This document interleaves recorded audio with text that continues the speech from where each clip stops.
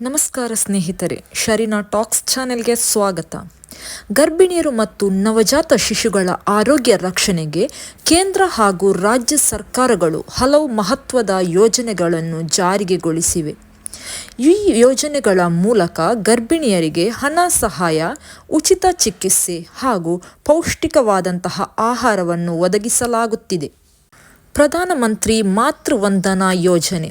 ಕೇಂದ್ರ ಸರ್ಕಾರ ಜಾರಿಗೆ ತಂದಿರುವ ಪ್ರಧಾನಮಂತ್ರಿ ಮಾತೃವಂದನಾ ಯೋಜನೆಯಡಿ ಗರ್ಭಿಣಿಯರಿಗೆ ಒಟ್ಟು 5,000 ರೂಪಾಯಿ ಹಣ ಸಹಾಯ ನೀಡಲಾಗುತ್ತದೆ. ಈ ಹಣವನ್ನು 3 ಹಂತಗಳಲ್ಲಿ ನೇರವಾಗಿ ಗರ್ಭಿಣಿಯರ ಬ್ಯಾಂಕ್ ಖಾತೆಗೆ ಜಮಾ ಮಾಡಲಾಗುತ್ತದೆ. ಗರ್ಭಧಾರಣೆ ನೋಂದಣಿ ಮಾಡಿದ ನಂತರ, ನಿಯಮಿತ ಆರೋಗ್ಯ ತಪಾಸಣೆ ಮಾಡಿದ ಬಳಿಕ ಹಾಗೂ ಮಗು ಹುಟ್ಟಿದ ನಂತರ ಲಸಿಕೆ ನೀಡಿದ ಮೇಲೆ ಈ ಹಣವು ಸಿಗುತ್ತದೆ.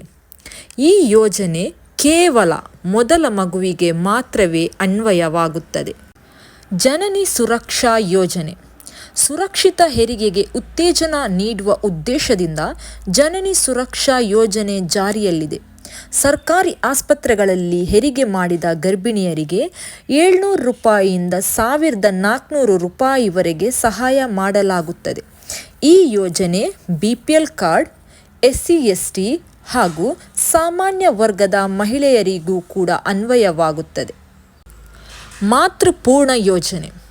ಕರ್ನಾಟಕ ಸರ್ಕಾರ ಜಾರಿಗೊಳಿಸಿರುವ ಮಾತೃಪೂರ್ಣ ಯೋಜನೆಯಡಿ ಗರ್ಭಿಣಿ ಮತ್ತು ಹಾಲು ಕೊಡುವ ತಾಯಂದಿರಿಗೆ ಪ್ರತಿ ತಿಂಗಳು ಪೌಷ್ಟಿಕ ಆಹಾರ ಕಿಟ್ ನೀಡಲಾಗುತ್ತದೆ. ಇದರಲ್ಲಿ ಪೌಷ್ಟಿಕ ಆಹಾರಗಳಾದಂತಹ ಅಕ್ಕಿ, ಬೇಳೆ, ಎಣ್ಣೆ, ಮೊಟ್ಟೆ ಸೇರಿದಂತೆ ಪೌಷ್ಟಿಕ ಆಹಾರ ವಸ್ತುಗಳು ಸೇರಿರುತ್ತವೆ. ಇತರ ಸೌಲಭ್ಯಗಳು: ಗರ್ಭಿಣಿಯರಿಗೆ ಉಚಿತ ಗರ್ಭಪೂರ್ವ ಆರೋಗ್ಯ ತಪಾಸಣೆ, ಔಷಧೋಪಚಾರ, ಹೆರಿಗೆ ನಂತರ ತಾಯಿ ಮತ್ತು ಶಿಶುವಿನ ಆರೈಕೆ ಹಾಗೂ ಶಿಶು ಲಸಿಕೆ ಸೌಲಭ್ಯಗಳನ್ನು ಸಹ ಸರ್ಕಾರವು ಒದಗಿಸುತ್ತದೆ. ಹಣ ಪಡೆಯುವ ವಿಧಾನ ಹೇಗೆ? ಗರ್ಭಿಣಿಯರು ಸಮೀಪದ ಸರ್ಕಾರಿ ಆಸ್ಪತ್ರೆ ಅಥವಾ ಆರೋಗ್ಯ ಕೇಂದ್ರದಲ್ಲಿ ಗರ್ಭಧಾರಣೆ ನೋಂದಣಿ ಮಾಡಿಸಬೇಕು.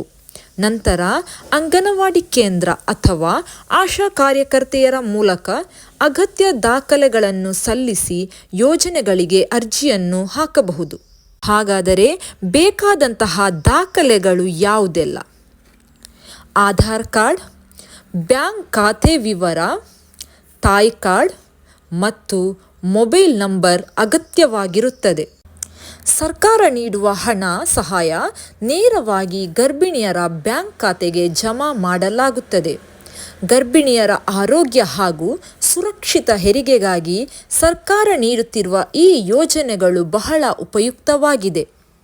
ಅರ್ಹ ಮಹಿಳೆಯರು ಈ ಸೌಲಭ್ಯಗಳನ್ನು ಸಂಪೂರ್ಣವಾಗಿ ಬಳಸಿಕೊಳ್ಳಬೇಕು ಎಂಬುದು ಆರೋಗ್ಯ ಇಲಾಖೆಯ ಮನವಿಯಾಗಿದೆ.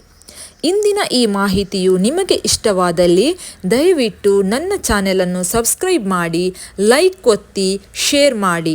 ಧನ್ಯವಾದಗಳು.